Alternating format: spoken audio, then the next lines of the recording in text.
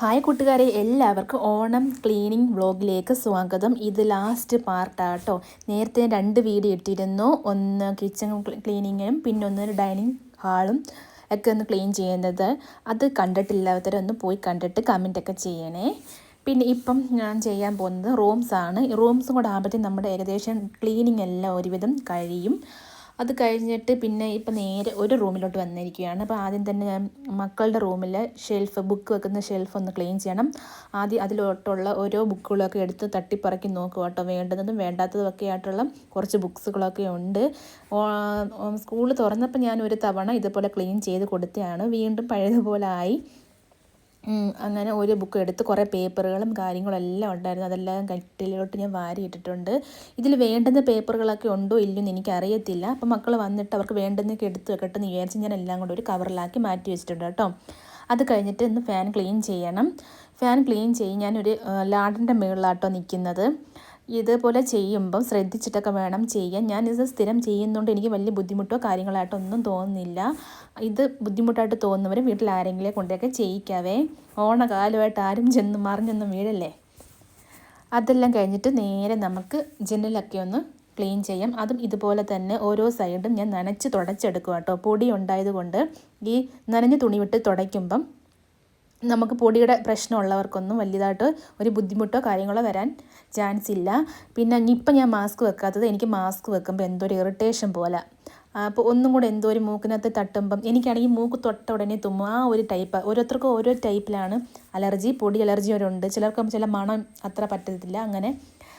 അപ്പോൾ എന്തായാലും നമ്മുടെ ക്ലീനിങ് ഒക്കെ എങ്ങനെ തകൃതിയായിട്ട് നടന്നുകൊണ്ടിരിക്കുകയാണ്. ഇതിപ്പോൾ ഞാൻ ജനലും അതിൻ്റെ ഓരോ അറ്റവും മൂലയും എല്ലാം തുടച്ചെല്ലാം വൃത്തിയാക്കി എല്ലാം തുറന്നിട്ടിട്ട് വേണം ഇതൊക്കെ ചെയ്യാൻ കേട്ടോ. പിന്നെ തൂക്കാൻ നേരത്ത് ഞാനൊരു തുണി ഉപയോഗിച്ചിട്ട് ഒന്ന് കവർ ചെയ്ത് കൊടുത്തിട്ടുണ്ട്. അപ്പം കട്ടിലിൻ്റെ ആ വശവും അടിയും ഒക്കെ ഒന്ന് തൂത്ത് വൃത്തിയാക്കി. പിന്നെ ഇപ്പോൾ ഓണം ആകാൻ ഇനിയും കുറച്ച് ദിവസമുണ്ട്. എന്നാലും ഇങ്ങനെ നമുക്ക് ക്ലീൻ ചെയ്തുകൊണ്ടിരിക്കാനുള്ള സമയം കിട്ടാത്തത് കൊണ്ട് മാത്രമാട്ടോ ഇത്ര നേരത്തെ ഞാനിതെല്ലാം ചെയ്ത് വെക്കുന്നത്. അതനുസരിച്ച് നമുക്ക് ബാക്കിയുള്ള കാര്യങ്ങൾ ചെയ്ത് തീർക്കുകയും ചെയ്യാം. പിന്നെ ആ ഓണം അടുക്കി പിന്നെ ഇത് ഇത്രയും ചെയ്യണമല്ലോ എല്ലാം കൂടെ ഒരുമിച്ചാകുമ്പോൾ നമുക്ക് ആകെ ഒരു ടെൻഷനും കാര്യങ്ങളൊക്കെ ആവും. പിന്നെ പിള്ളേരുടെ എക്സാം കാര്യങ്ങൾ ഇതാകുമ്പോൾ അതിൻ്റെ കൂട്ടത്തിൽ കുറേശ്ശെ അങ്ങ് തീർക്കുക. അപ്പോൾ പിന്നെ ഓണം അടുപ്പിച്ച് വേണമെങ്കിൽ ഒന്ന് ജസ്റ്റ് ഒന്ന് ക്ലീൻ ചെയ്ത് കൊടുത്താൽ മാത്രം മതി. പിന്നെ നമുക്ക് ഫ്ലോർ ഒന്ന് ക്ലീൻ ചെയ്യുമോ, ടോയ്ലറ്റ് ക്ലീൻ ചെയ്യുമോ, അതൊക്കെ നമുക്ക് അതിൻ്റെ ഇടയ്ക്ക് കൂടെ ഒക്കെ ചെയ്ത് കൊടുക്കുകയും ചെയ്യാം. പിന്നെ കുറേ വർക്കുകളും കാര്യങ്ങളും കുക്കിങ്ങൊക്കെ എന്തായാലും ഓണത്തിന് മുമ്പ് കുറച്ച് ചെയ്ത് തീർക്കാനുള്ള കാര്യങ്ങളൊക്കെ കാണും. അതിൻ്റെ കൂട്ടത്തിലെല്ലാം കൂടെ ഒരുമിച്ച് കൊണ്ടുപോകാൻ പാടുള്ളത് കൊണ്ടാണ് ഇത്ര നേരത്തെ ഞാനിതെല്ലാം ചെയ്തെടുക്കുന്നത്. അങ്ങനെ അടുത്ത റൂം കയറി. അടുത്ത റൂമിൽ ചെന്നപ്പം മറ്റേ റൂമിനെ അപേക്ഷിച്ച് കുറച്ചധികം പൊടി ഇതിനകത്തുണ്ട് കേട്ടോ.